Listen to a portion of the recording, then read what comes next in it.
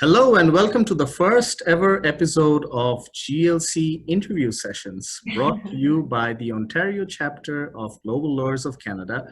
I am Syed Jawad and I'll start by giving you a brief background about Global Lawyers of Canada, especially its Ontario chapter. Global Lawyers of Canada is the largest association of internationally trained and globally minded lawyers and law students in Canada.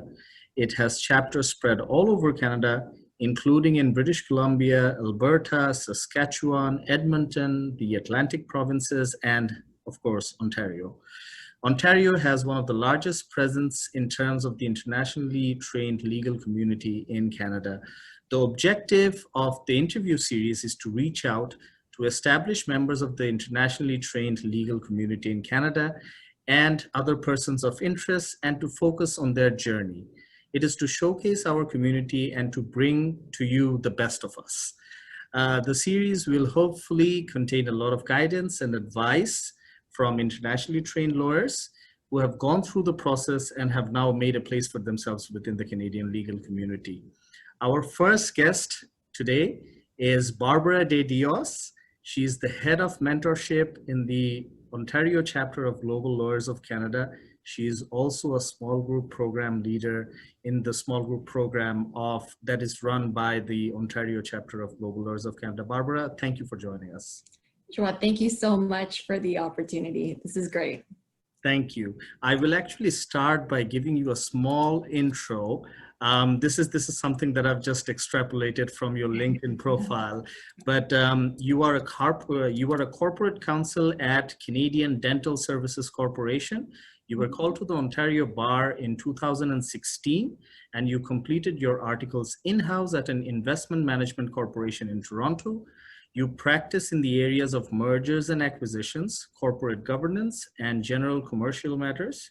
You have been published in Canadian Lawyer Magazine and Canadian Corporate Counsel Association Magazine on career development, on young lawyers and the inclusion in the legal profession. You also sit as a section executive with the Ontario Bar Association's Women Lawyers Forum and the Canadian Corporate Counsel Association Ontario chapter. You were recently nominated for the Gowling WLG Award for Woman of the Year at the 2020 Canadian Law Awards. Those are great accolades, Barbara. Thank you. It was an honor, for sure. And an honor to sit with you today, Jawad, for sure. Thank you. Thank you. So we're just going to do this freestyle. It's going to be quite informal. I would actually just start by asking you a little more about your background and how you started as a lawyer, and where do you see the starting point of it all? So I grew up in Mississauga. I am fully from Ontario, and some people get confused when they realize that I went to law school abroad. They wonder, so were you originally from England? I don't understand. So I completed my undergraduate degree at U of T. I did that, and then I went on to the University of Birmingham to complete my LLB in the UK. Once I completed my LLB, I knew that I wanted to come back and practice in Ontario. And so I did just that. And so began my ITL journey in Ontario. Once I got back to Ontario, I was told that I needed to write 7 exams in order to qualify as a lawyer in Ontario. And it's been about 5 years ago now. And it seems like it was just yesterday, but it's been half a decade already when I think about it. And so began my ITL journey. I went through the examination process. I went through the articling process. And here I am today. That is absolutely great to hear. So how was it like studying in England after being raised in Mississauga? Yeah. You know what? If truth be told, and I'm sure this is reflective of many ITL experiences, or particularly those who grew up here in Ontario, but I did my undergrad at U of T, planned on going to U of T Law, wanted to stay local, applied to Osgoode and U of T, and unfortunately I didn't get in. And I remember I had to sit here and just make that choice as to whether I wanted to wait another year and or head to England and complete my degree there. And I took a chance knowing full well what the process would be coming back. Unfortunately, patience is definitely not one of my virtues. And I decided to head over to the UK and just complete my degree there and figure it out when I came back. So it was a great experience. There were many Canadians in my cohort. I would say for my LLB year, about 70% of my class were Canadians. So it was a significant portion. Wow. The people from the UK were definitely the minority in our cohort for sure. So it definitely felt like home having so many over there. That is great to hear. It really is surprising that, I do know about a lot of Canadian law students who ultimately make the journey across the pond to the UK, and they return with incredible life experiences. They return with incredible life skills.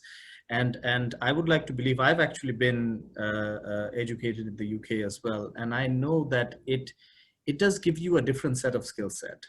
And it does arm you with a perspective that is very unique and yet very practical. And it allows you to employ that perspective in your workplace in a very real manner.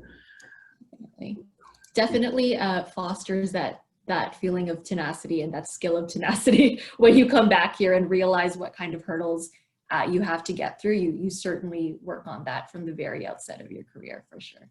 Sure, absolutely. So gleaning from your experience, what advice would you give to NCA candidates on preparing for the exam?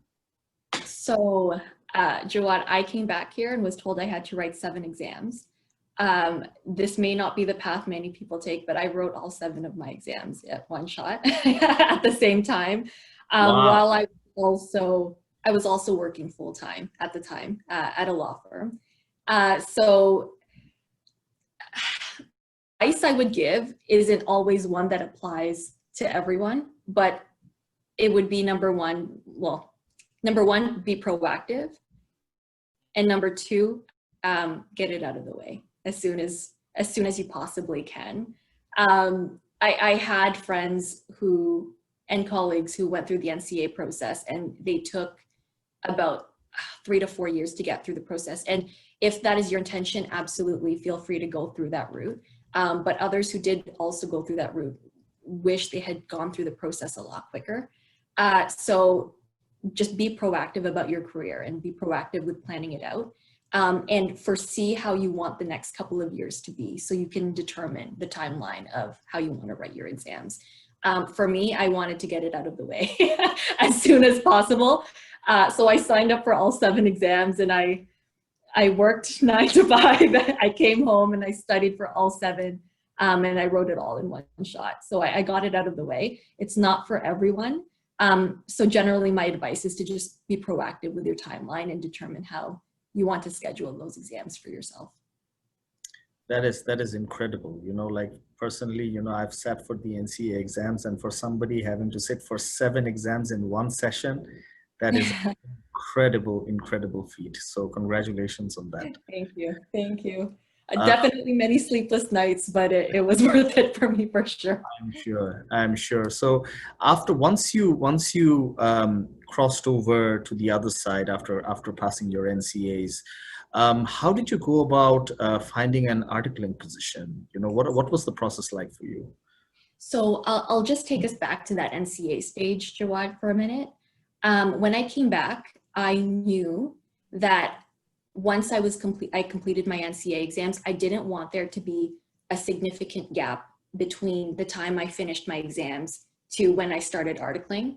I had friends who finished their NCA exams in July and didn't start articling until January, for example.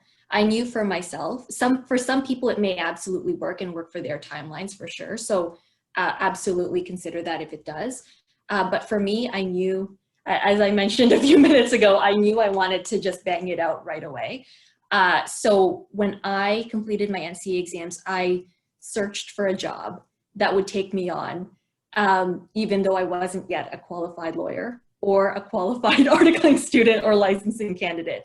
And I managed to find a job at a real estate and estates law firm in Toronto downtown, who hired me on as a law clerk while I studied for my NCA exams. And that was an absolute blessing in disguise, because for me, I just thought I was just finding a job in the legal industry and having it on my resume, period. And I thought that was the end of it in terms of its usefulness. But it really helped me garner my my skills in the real estate field. I'm not there anymore, unfortunately. We'll talk about where I'm at later on. But I learned how to use Conveyancer. I learned how to use TerraView. I learned how to use the really practical softwares that you need in order to run a real estate and estates firm. And it was a fantastic, fantastic learning experience.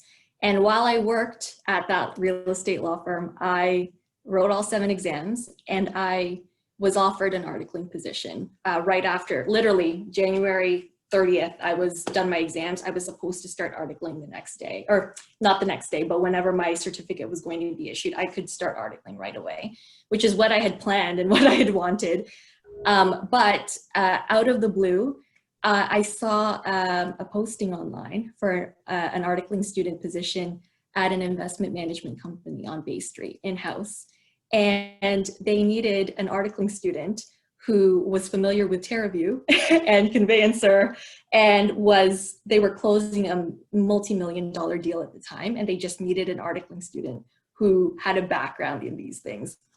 And that's how I fell into my in-house Bay Street position. I ended up declining my other articling position, and I left to go join an articling position on Bay Street in-house, and it was a fantastic experience. So at the very end of the day, advice in terms of looking for articling positions: demonstrate how useful you can be to an organization. At the end of the day, whether you want to article in-house or at a law firm, these are businesses at the very end of the day. So if you can demonstrate how useful you can be to them, regardless of whether you can utilize the softwares they need to close their deal, or write a blog post for them, or run their marketing department, whatever it is, demonstrate your usefulness, because definitely that could contribute to helping you with your articling search for sure. That is very, very useful advice. And I'm going to just take you back to the articling position, or sorry, the clerkship that you did. The first question would be, did you need a license from the Law Society of Ontario to do that? And my second question would be regarding articling. Do you think it matters in the long run where you article from? So in terms of the license, from my understanding, as of the time that I worked there, I don't think I needed a license, no. I mean, it was up to the lawyer who hired me. So I believe I don't think I needed a license at the time. And I assisted with closing files, both residential and commercial. I assisted with intake meetings with clients. I assisted with intake will meetings for drafting wills and estate files. I don't think I needed a law clerk certification for that. And I often get questions from NCA students about that. And I know the camp is divided in terms of whether you should go for a legal assistant / law clerk position or not. I've seen the debates, and I know the camp is divided, and I understand the reasons for why it may not be reasonable or feasible. But for me, it worked out. So I fall in the latter, or in the former camp for sure. And your second question with respect to it matters where you articled, I think the practical skills that you glean during your articling period matters. I don't think it matters where specifically you article, but I think it matters in terms of the skills you pick up. So if you want to work in-house in the long run, if you want to be a VP of legal or general counsel one day, if you want to run a national legal department one day, perhaps point your direction and your articling searches to an in-house environment in order to gain those skills. So I don't think it matters in terms of the where, but the skills you pick up certainly matter for sure.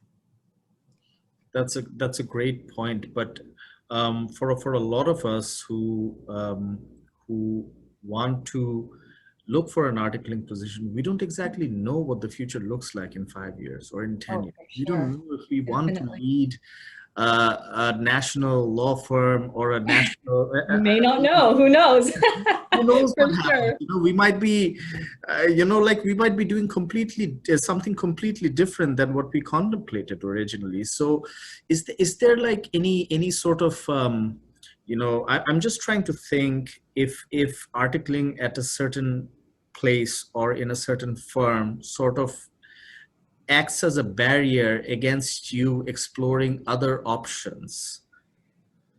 On the flip side of my answer a few minutes ago, Jawad, I'm going to bring up my husband as an example because he reflects exactly the example you just talked about right now. He articled in IP, and when he graduated law school, he joined an IP firm, and he thought that for the rest of his career, or at least for the next 5 to 10 years, he would be devoted to IP, and that would be it. He articled and practiced for about a year, and he realized he did not want anything to do with IP ever again. Transitioned in-house a couple of years later, and he doesn't do IP at all. It hardly comes across his desk. He's been a lawyer for 5 years, and it never comes across his desk, I would say, maybe 1% of the time. But things could change from your articling period to 5 years down the line. But there are definitely skills that you pick up when you article, business development skills, how to network with a client, how to network with other individuals in your organization, how to write a proper factum, or how to draft something effectively. There are many skills you could pick up when you're articling that could transition to another practice area or another environment. Absolutely. It's very important to have a well-rounded articling experience as well. For sure. You have to, a wider area of practice and exposure to a wider areas of legal practice is probably going to serve you better down the line. For sure. I want to talk about what you're currently doing. I know that you're involved in various activities with the OBA. You are also an in-house corporate counsel. So I want to firstly talk about your in-house role and briefly then talk about your involvement with the OBA before moving on to discuss a little more in detail about the small group program that you're leading at Global Lawyers of Canada. So what's it like working in-house in the role that you're currently in? So Jawad, working in-house is all I've ever really known. As a lawyer, I mentioned I worked at a firm very briefly when I was an MCA student, but other than that, I've always been in-house. And my husband is in-house as well. And we very often actually talk about how well, we say this now, but check in with me in 5 to 10 years. Who knows if this changes? But we say very often that it's likely we will probably never go back to private practice if we can help it. I really do enjoy working in-house just because things change from day to day. As I'm sure you may know when talking or interviewing other in-house lawyers, it really provides you with a very well-rounded and business development. So I definitely enjoy it. What would you identify as the main differentiating points from an experiential point of view? What is the main difference between working in-house and working in a law firm? Yeah. So when you work in-house, you only have one client, right? And the client is your organization. Versus 5 years ago when I was a clerk, I had 66 files on a given month on my desk that I needed to close. And it was literally, hello, Jawad, great to meet you. Your closing is next week. Fantastic. Here are your documents. Oh, you're closed. Here are your keys. Done. And that would be it. And that would be your real interaction with your client. Well, but that would be all. When you're working in-house, you have one client who you have to really understand in terms of their needs, in terms of how their business works, in terms of how and you really have to make an effort to understand the business in order to give proper legal advice. And that's what I see the difference is. Instead of focusing on 66 clients, you're hyper-focused on one, and you're devoting the entirety of your advice into understanding that one client. And that one client will change from day to day in terms of their operation needs. So you have to keep up in terms of keeping your advice updated for sure. Right. That's actually a very useful insight into in-house an in-house position versus a law firm position. My understanding is, and correct me if I'm wrong, is that in-house position probably affords a better work-life balance as well, more than law firms, because there's always a pressure on meeting billable hours targets in law firms. That is perhaps a little less in in-house positions. Is that right? So unfortunately, I've never gone through the billable's life, so I'm not really sure. I can't really speak to that. But in terms of work-life balance, I hear that adage very often. Oh, you work in-house. Oh, you must work 9 to 5, and that's all. But I think for me specifically, I work for an organization that operates across Canada. So we operate across multiple provinces, and I run our legal department for the entire country. So it's definitely not a 9 to 5 job all the time. I also work in M&A. So about 60% of my practice is in acquisitions.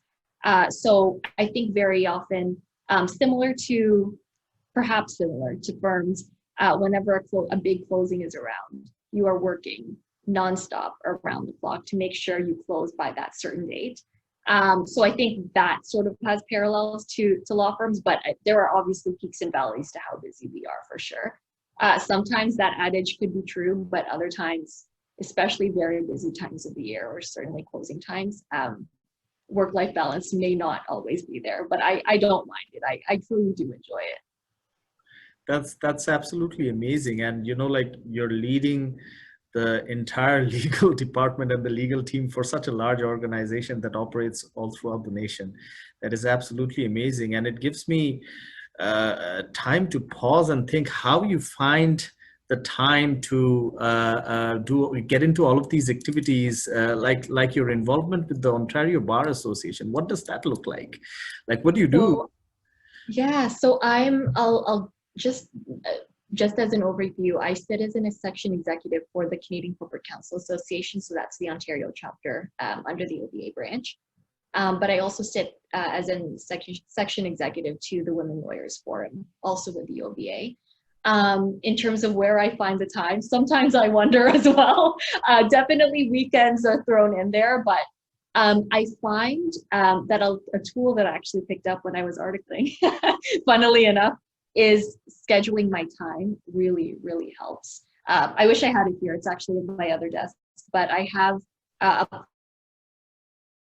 religiously in terms of 7 to 7:30, catch up on all OBA emails, 7:30 to 8 o'clock, catch up on all GLC emails, just to make sure that your inbox doesn't get completely flooded by a mix of work and extracurricular requests. I try to stay fairly regimented in terms of my schedule. So I guess that's where I find the time. I try to carve out and make the time. That is incredible discipline. It only, only the best of us has that. We don't always work, unfortunately, Jawad, but I if it doesn't, I just rearrange it. I have tried so many times. It's just not going to work for me, but it just happens to the best of us. So yes, that's absolutely great to know. And is there any way that internationally trained lawyers can get involved with the OBA, and especially to our women members? Can they somehow get some help from the OBA in this requalification journey? So speaking to some of my mentees about this last week, so I'm glad you brought it up. Many NCAs don't know, I didn't know about this when I was an NCA candidate, but many NCAs don't know that you can volunteer for certain sections, even if you aren't a lawyer yet. You could be an articling student, but the opportunities could potentially be there for sure. In terms of our women ITL members, I mentioned this to some of my mentees last week, and if anyone watching is interested, please feel free to contact me because I would absolutely be open to this. But one area that you may potentially be able to volunteer with is writing for an OBA section news. So section insider newsletters are blasts that go out to all of the section members across Ontario. So all section lawyer members across the province. And some newsletter section editors have mandated topics you need to write for. Others sections do not. So I am the newsletter editor for the Women Lawyers Forum. And I have a set of mandated topics, but if you have a topic in mind that you want to write about, we are certainly open to it. My mandate for the newsletter this year is diversity and demonstrating representation, not just in the legal profession, but also in our licensing process. So I do want to highlight the NCA process because not many Canadian trained lawyers know about the ITL process and the difficulties that we go through. And I'd really like to highlight that. So I have a few NCAs writing some articles for me in the next few months. But if anyone watching it would be interested in writing an article, please feel free to reach out to me. This is a great way to get involved. You know, I think anybody who's watching this would be very well advised to take up Barbara's advice and Barbara's invitation to contribute articles, because writing articles is a great way to showcase your talents, to showcase your writing skills, and to actually have a readership. And you know, this is coming from another jurisdiction or another country. Reading wasn't as popular in my home country as it is in Canada. If you write something here, people read it. And you can really reach the people that you want to reach, who you are otherwise not being able to reach, through writing articles. And especially with forums such as the Ontario Bar Association, you can really reach a wide readership. So I would highly recommend anybody watching this to take up, to get in touch with Barbara and to see if they can contribute any written piece.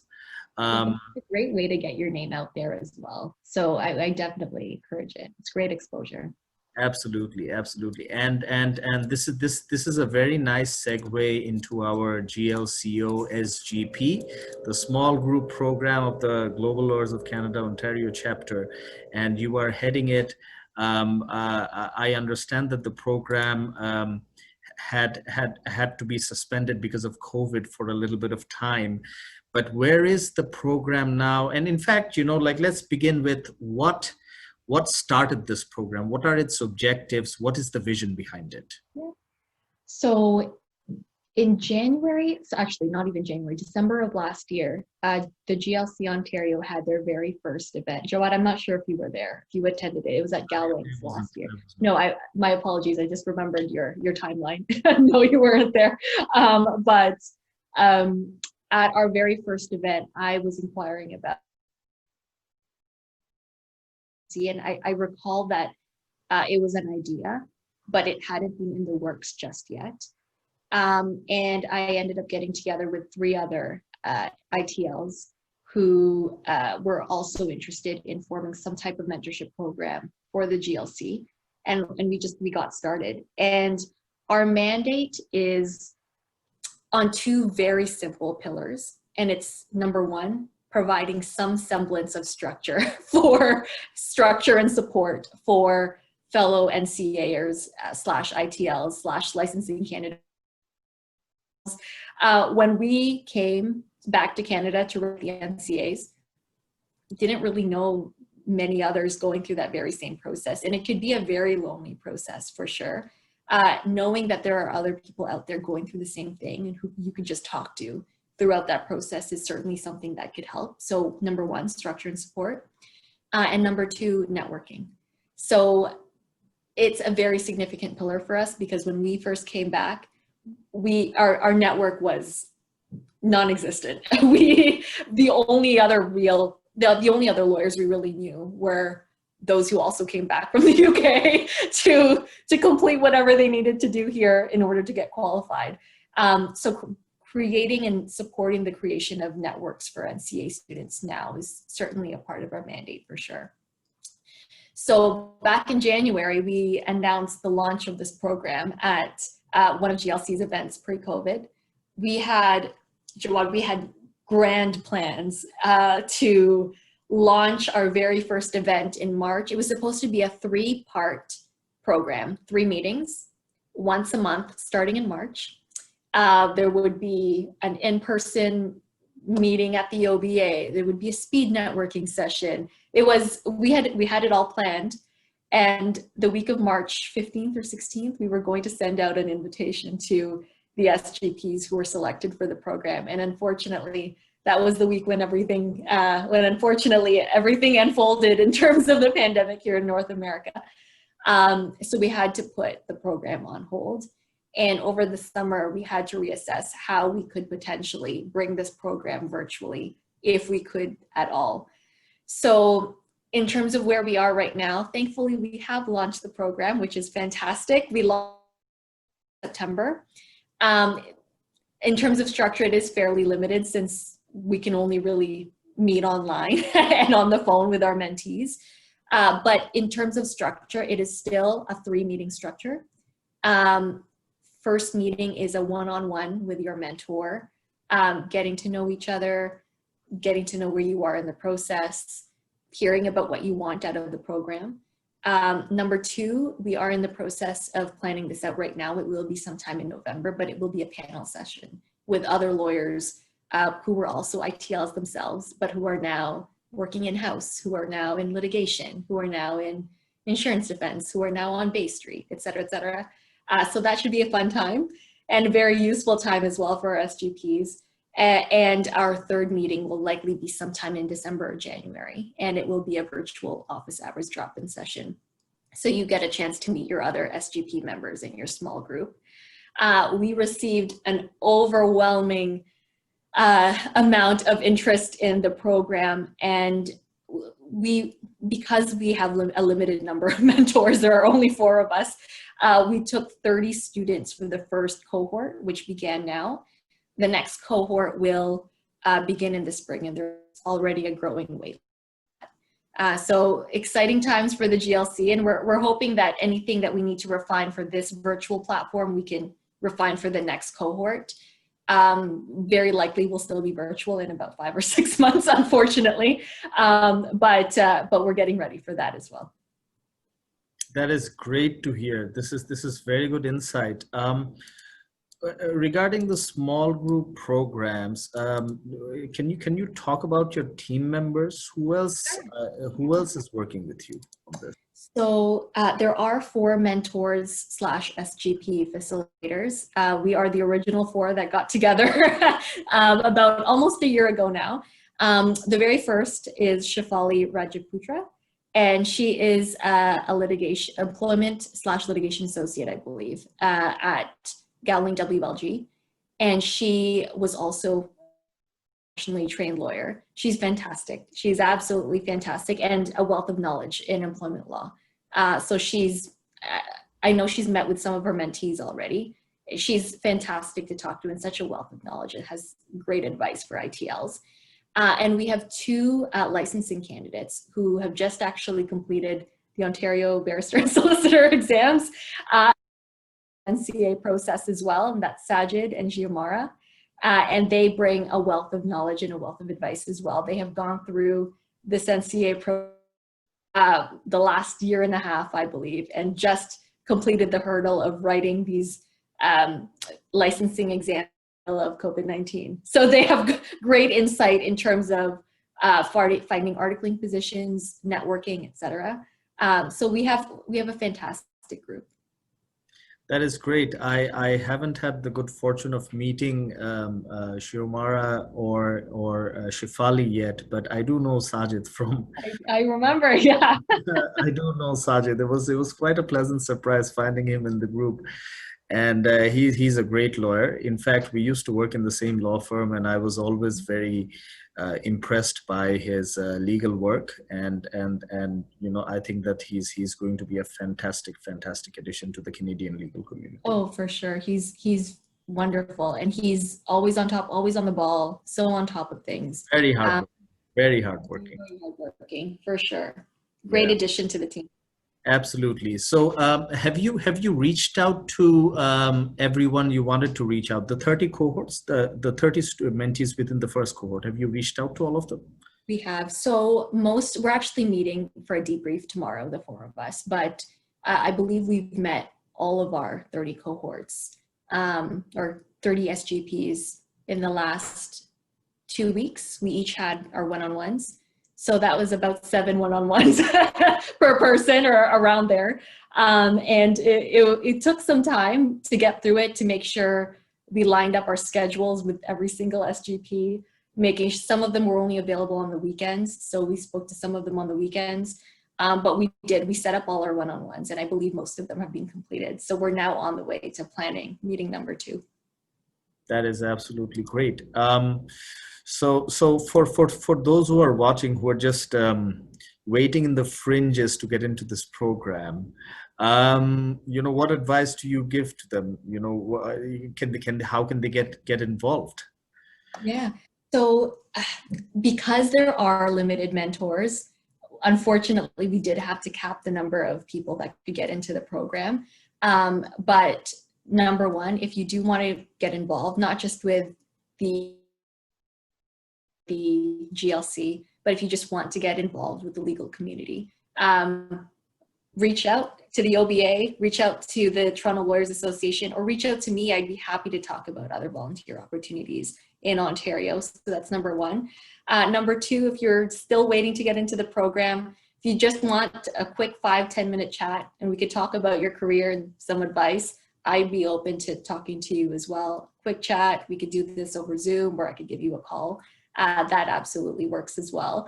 And then hopefully in the next few months, we'll be able to glean a few more mentors so we could open up the program to a few more SGPs for our next round. That sounds great. And this is a great segue to my concluding question. And I'm so, I'm devastated that I have to end this, but we've reached the end of our time.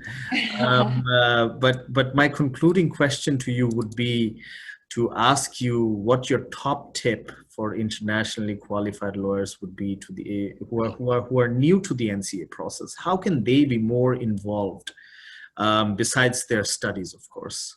Yeah. Number one, cold coffees is a tip number one. When I joined my organization right now, I was hired on as corporate counsel, but at the time I joined, I was only a lawyer for 3 years. So it wasn't like I had an immense wealth of information and experience under my belt to run an entire country. And whether you're an NCA candidate or coffees with other lawyers, it has certainly helped me. Yes. And I actually wrote an article about this. Oh, sorry, go ahead, Jawad. This is a culture that is very unique to Canada, because I was not familiar with this, and I suspect that a lot of people who come, at least from the subcontinent, are not familiar with this. They feel this inhibited from reaching out to somebody else and asking them for coffee. What would they think and what would they feel? What would you advise to them from a cultural standpoint? Sure. Yeah, I wrote an article about this for the Canadian Corporate Counsel Association. Wow. Jawad, I can send you the link afterwards. And it details how in the description to this video. For sure, definitely. But it chronicles me joining, actually not even joining, but pre-COVID, I reached out to, I would say, about 10 to 20 lawyers on LinkedIn. I'd never met them. They had no idea who I was. But they were general counsel for Organization X, VP of legal for Organization X. And I had followed their careers through LinkedIn, and I wanted to talk to them, but I didn't have a third-party connection who could introduce me. And I just bit the bullet. I added them and I asked them if they would be free for a 20-minute coffee. I made sure to make it sound. So tip number 1, reach out. Don't be afraid. Just go. Worst they can say is no. So number 1, reach out. Number 2, when you do reach out, make sure you set a time limit. If it looks like you'll be sitting for coffee for an hour, they will likely say no to you, but if time is valuable. But if it's a calendar invitation for 20 minutes, very likely you may get a yes. Number 3 in that message, hi, my name is Barbara. I'm corporate counsel for organization X. I followed your career. I'm sorry to send you this message out of the blue, but I'd love to pick your brain. Free for a coffee next week on Thursday at 12 p.m. If not, any alternative times I could definitely make work. Our coffee could be no longer than 20 minutes. We could meet at Starbucks X, and then I would look up the Starbucks that would be closest to their office. And I made sure that would be the location I'd put to make sure it would be of absolute minimal inconvenience to them. And I wrote in my article, about 90% of lawyers I reached out to all said yes. And because of that, I met many lawyers in-house in the legal community in Ontario who I otherwise would never have met. And it was a fantastic experience for me as a junior lawyer working in-house. And I'm sure it could be a great experience for other lawyers as well. And I was speaking to some of my NTs about this last week, and they said, well, in the era of COVID, this is now an added layer of weirdness and awkwardness. How do you go about doing this? And I told them in the last 6 months, I've actually about six or seven virtual coffees with people I've never met, also never met, but people who have either reached out to me on LinkedIn or I reached out to on LinkedIn. And it's Thursday, 12 p.m. And more often than not, I always said yes whenever anybody asked me. More often than not, I also received mostly yeses as well. So treat these Zoom conversations like a regular cup. Have your cup of coffee, treat it like a conversation. And I guess my last tip for those cold coffees is always make sure you're prepared. Do not show up to your coffee and think that they will lead the conversation, because you were the one who invited them. So make sure you have your talking points, make sure you have all the questions that you want to ask this individual, and also demonstrate that you're respecting their time by doing that. Absolutely. I think a lot of us have to heed the cultural differences here as well. You know, we are all trying to be respectful, but there is a certain kind of respect that we have to demonstrate in accordance with the culture that we are currently in. Definitely. And we also have to be mindful that they are giving us their time, and it needs to be a useful conversation. Everybody knows that we are all looking for a job or some kind of a placement or another opportunity, but it's useful to connect with them on a common ground. Mm-hmm. Definitely. And to have a certain topic that they can talk about and not just go in there blank, you know. Definitely. I had a mentee ask me last week, how do I go about asking this lawyer if I can article with him?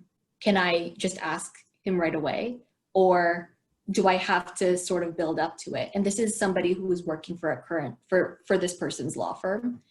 She's going through the licensing process as well, and isn't sure if she is able to article with this lawyer. It hasn't really been brought up.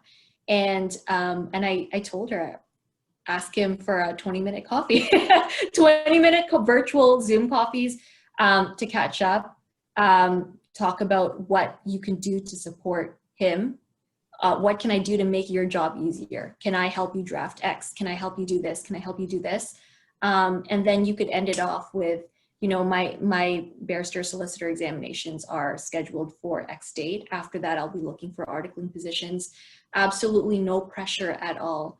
But if there's a chance there may be a role in the future, I'd appreciate it if you could keep me in mind. And I think she's doing that this week. So hopefully that goes well for her. But never underestimate the power of a conversation and a personal conversation. Absolutely. Well, Barbara, I think you've given us our hashtag of the day, which is 20 minute coffee. You know, Yes, for we're sure. gonna put that in our post, and we're gonna make that a thing. I think without much ado, we should probably just draw a conclusion here. It was an Okay. absolute pleasure having you here. Yeah. It was an absolute pleasure to hear about you sharing your tips with everyone who's listening. And I will be sure to also share a link to your LinkedIn page so that people can reach out to you. And that is this is us. This is Global Lawyers of Canada Ontario chapter, and we are very happy to be launching the interview series with having you with us today, Barbara. Thank you so much. Thank you very much for having me. I'll talk to you again soon. Same here, same here. So everyone, I hope you have a great week. We will catch you again in the next episode. Bye.